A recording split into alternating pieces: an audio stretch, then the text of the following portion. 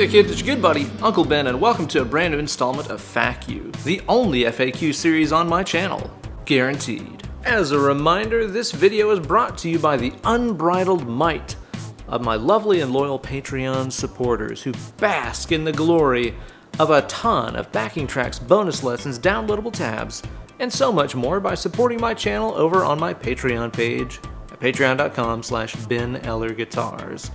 This week, everybody who supports my channel, even at just the $1 a month level, gets access to a super mega extended version of this video that's over 23 minutes long.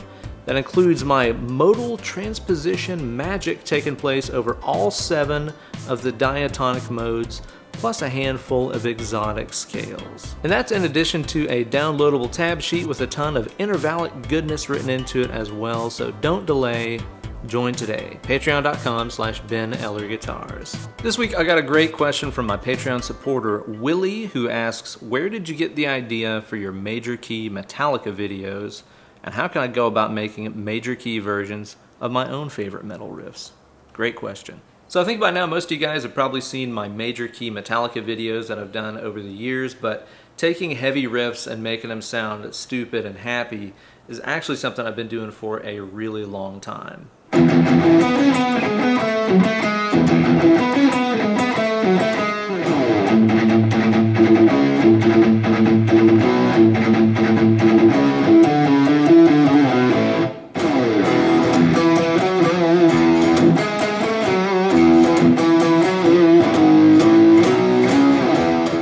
All that goes back to a teaching tool that I've used with my students for a long time to help them better understand the sound of the modes. It's called modal transposition.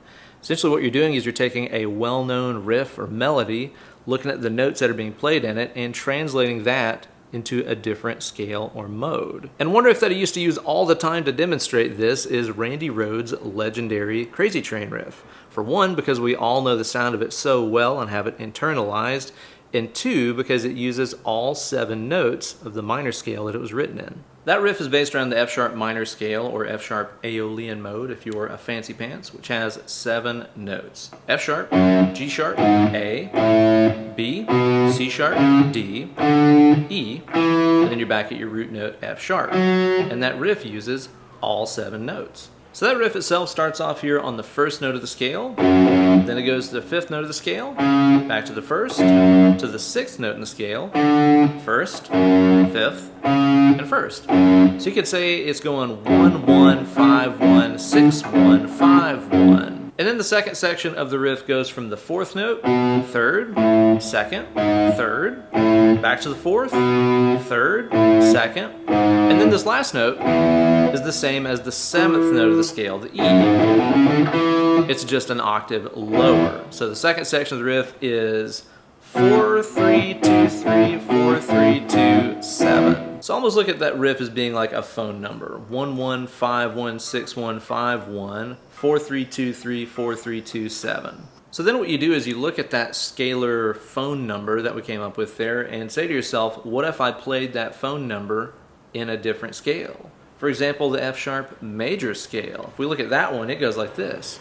Here's the 1st, 2nd, 3rd, 4th, 5th, 6th, and then its 7th is right here. So you got to think an octave down, that's going to be right there, the low F note. 1, 2, 3, 4, 5, 6, 7. That's the notes that we're going to be using to create this riff. So let's look at the first segment there. 1, 1, 5, 1. 6, 1, 5, 1. This is immediately starting to sound a lot more like happy and nursery rhymey, you know? And then the second segment of the riff went 4, 3, 2, 3, 4, 3, 2, 7. Again, you got to remember where that 7 is. Some of these examples are going to have a major 7th, which is right behind your root. Some of them are going to have a flat 7, which is a whole step below the root, like the original Crazy Train riff. Here's what that major scale or Ionian mode Crazy Train riff would sound like all together.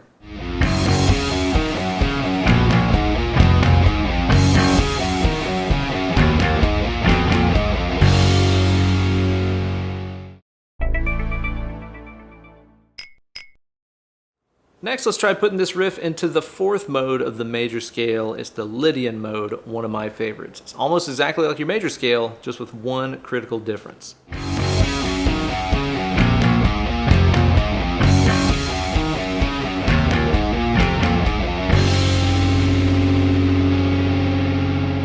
The same way I called the Dorian mode the Santana minor, I think of the Lydian scale as being like the Steve Vai major.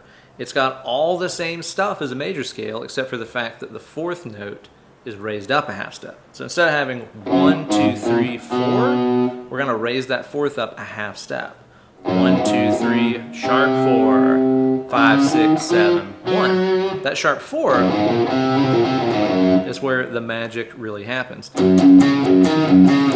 It's cool too because the first half of the riff sounds like everything's okay and it's just a happy major scale. Then when you hear that like sharp 4 and 7 at the end of the riff, it makes it sound a little bit more like melancholy. The last of the modes we're going to put this in is everybody's favorite. No, it's not. It's nobody's favorite mode. It's the Locrian scale, which has a lot of really nasty dissonant sounding intervals in it. Check it out.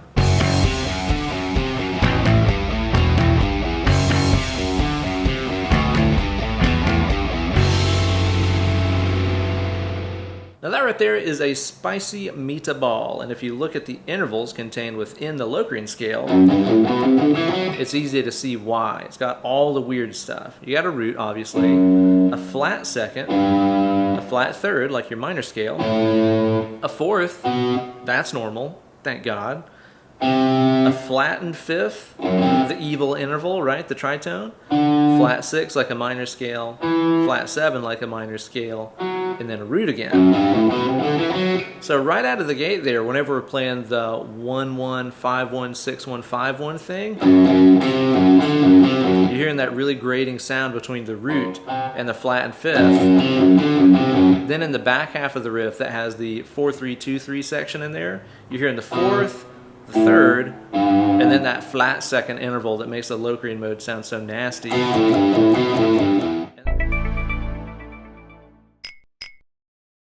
And of course, no journey into the realms of exotic scales would be complete without the favorite scale of Yahweh Mouse Meat himself, the Phrygian Dominant.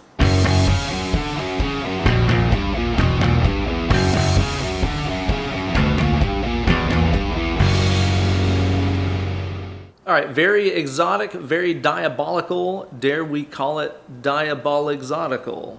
That riff sounds so cool in that mode because it's got that mean flat 2 like our Phrygian scale did, but then it's got that lift of having a major third as its regular third.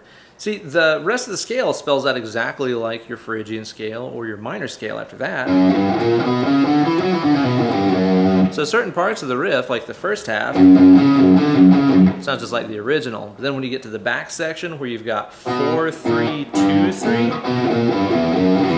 that's when it starts to sound really exotic, which I like. And I close that out with one of the hallmarks of the Phrygian Dominant scale, which is its ability to generate a major chord with that evil flat 9 in there. Root, third, fifth, flat 9. It's like a flamenco major chord, essentially. So there you go, guys. The magic of modal transposition. Again, this is something I've used for years, and it really helps people understand not only the sound, but also the feel and, physical fretboard feel of all those different scales and modes. To get the most out of this, I suggest you guys take a favorite riff of your own, figure out what's going on intervallically with it, and then try translating that into another scale. Take, for example, like the main riff to like Breaking the Law by Judas Priest, right? That's in A minor, and you've got 1, 2, 3, 1, 2, 3, 1, 2, 3. Then it's gonna go 6, 7, 1, 6, 7, 1, 7, 3, 2. I'll put those like down there at the bottom of the screen or something like that. Just try translating that intervallic formula into a different scale, and you might end up with some really cool sounding results.